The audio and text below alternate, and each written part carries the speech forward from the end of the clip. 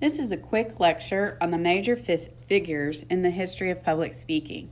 I'm giving you a little bit of background and history of our academic discipline. Remember, the Greeks, they were the first to systematically study persuasion. All right, so persuasion in this type of class, like public speaking, was first taught in the schools of ancient Greece around 450 BC. We have a long academic history. We've been around since the 4th century, and some of the concepts that were established even by the great philosophers such as Socrates, Plato, and Aristotle, as it relates to persuasion and rhetoric and public speaking, it's still applicable today. Our discipline was built on philosophical thinking, and we can trace our roots all the way back to Aristotle. You have to understand that every element of human life involves some form of communication. Communication is innately human. We're the only animals on this planet that have a genetic propensity to acquire language. That means that we're born with it. And another cool thing, we're the only animals on the planet that can imagine the imaginary. For example, unicorns. And we have the ability to use symbols to create language, which is an arbitrary connection between the actual sound and possibly the letter symbol that it represents. So we have made this symbol system up. And there's no other animal on this planet that can do this. It is so amazing to me.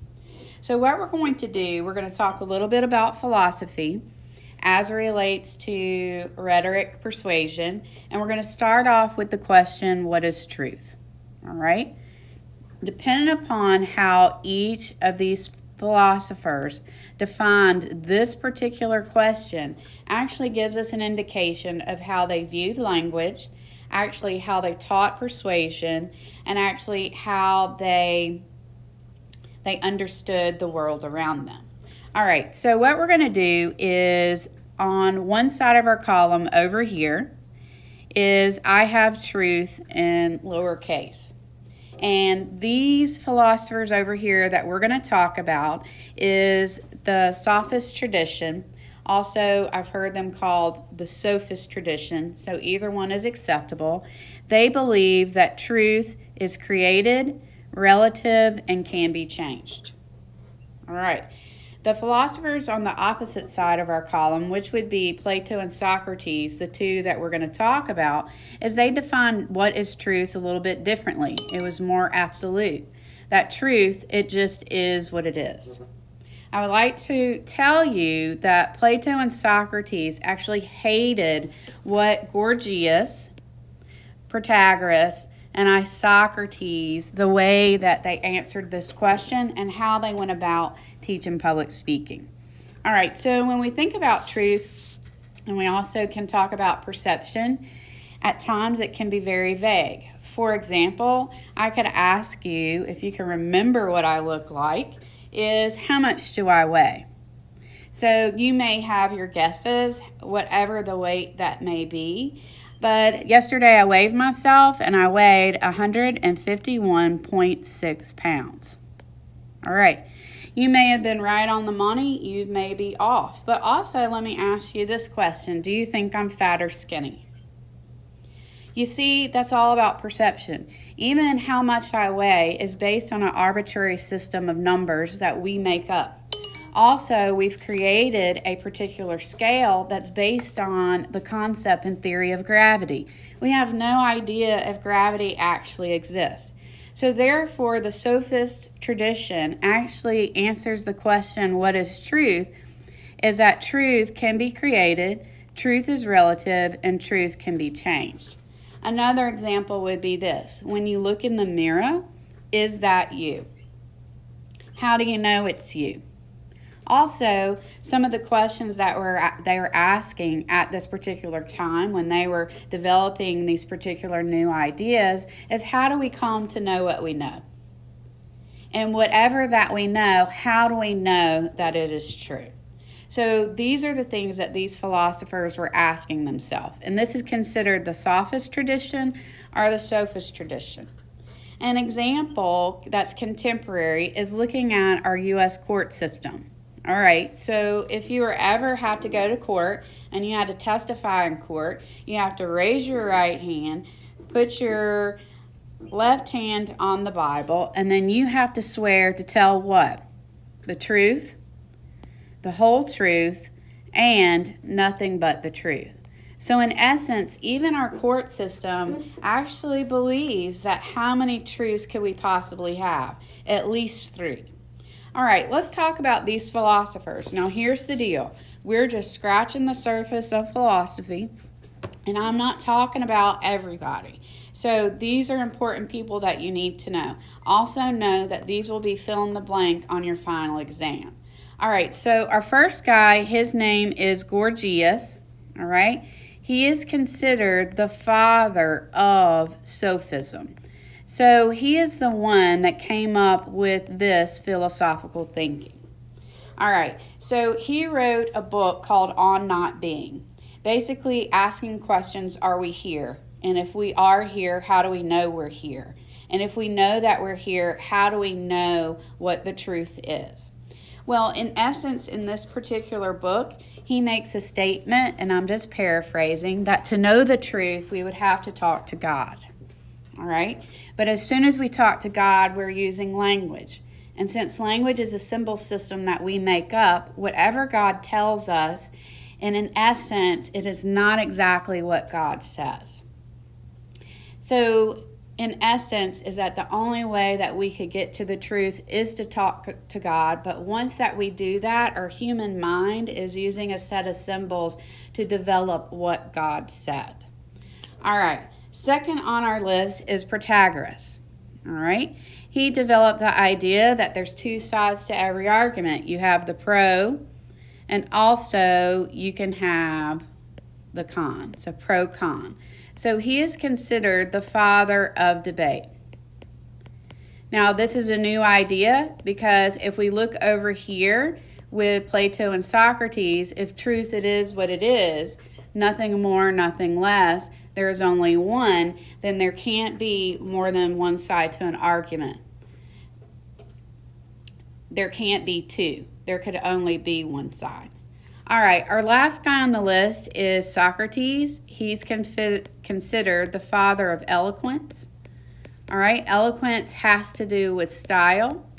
Can you persuade somebody by the way that you stand, what you wear, how you say something, your eye contact, all your nonverbals? And so in essence, if I can create the truth, can I create what you believe about a topic by the way that I say it? Can I evoke emotions by the way that my voice sounds when I speak of a particular story? All right, so the top 3 guys on this list are Gorgias, Protagoras, and we have Isocrates. They followed what is called the sophist tradition, or what they call the sophist tradition, which they believe that truth is created, relative, and can change. All right, let's look at our other column that has Plato and Socrates. All right, so these guys hated what the other side was doing. They believe that truth it is what it is, nothing more, nothing less, because you just have the truth. All right, to relate this to something contemporary would be the Judeo-Christian Bible. The Bible is whose truth? God's truth. It was, it is, and will be. And according to Judeo-Christianity, it is the only truth. But my question all the time to students, are there other religions? Are there other beliefs? Are there other religious documents where people find their truth? And even with the Judeo-Christian Bible, we have several different versions of the Bible. Which one is the right one? Also, like in King James, is that there are words written in red, and from what I learned when I was growing up is that these are Jesus's words. But do we actually know that they are? Did you know that translating the Bible into different languages, into English, is that there are words in the Greek language that aren't applicable in the English language? And even the King James Version of the Bible is that. King James didn't like the Bible at the time, so he had his scribes write the King James Version of the Bible. And from the original Bible, there's several different books that are left out. All right, so the first guy that we're going to talk about is Socrates. All right? Socrates developed what is called the Socratic method.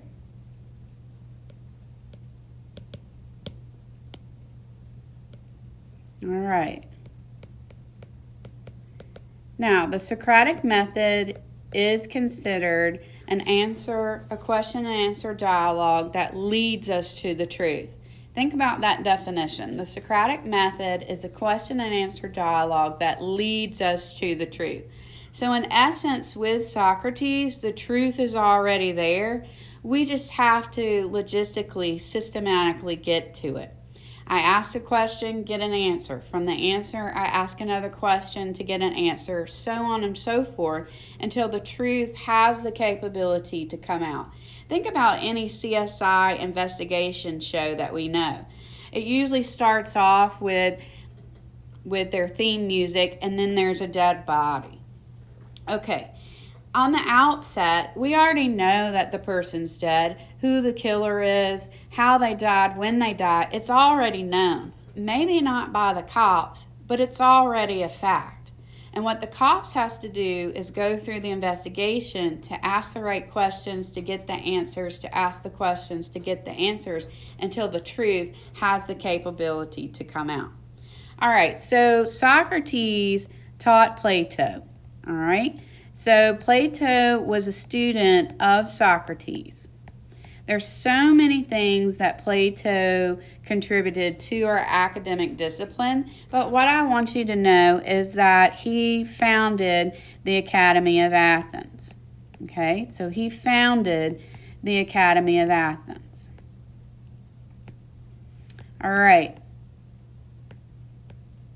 which is a crucial point. So Socrates taught Plato. He founded the Academy of Athens. Plato taught one of the most famous philosophers known to man, who is Aristotle. And in public speaking world, he's considered the man.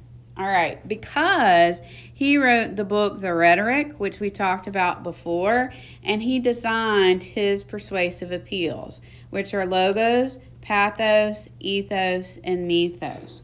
And the story goes like this, is that Aristotle broke away from his teachers, Plato, and he came up with a new way of thinking. He basically said, instead of these two sides fighting and trying to discover what truth is, and one side is right and one side is wrong, let's use all available means to persuade. So Aristotle, or the Aristotelian thinking about rhetoric, is using all available means. So let's look at both sides. If we think about using all of these persuasive appeals, can I persuade you by using logic? Like the truth just is what it is. You don't wear your seatbelt. Statistically, you could get in a car crash which cause you harm and even death. But also look at truth as being creative, relative, and change. Can I tell you the story of my brother getting in a car wreck and getting hit by an 18-wheeler in his Ford Ranger truck, but him surviving because he had his seatbelt on? So instead of trying to debate which side is best, Aristotle is saying, can we evoke all these different appeals and bring them together? Can we persuade by logic? Yes. Can we persuade by using emotion? Yes. Can we persuade by using ethos and our credibility to cause people to feel like we're telling the truth? And can we use mythos, which is a cultural appeal? All right, so this ends my short lecture on the history of rhetoric. Make sure you're paying attention to the people that I've outlined.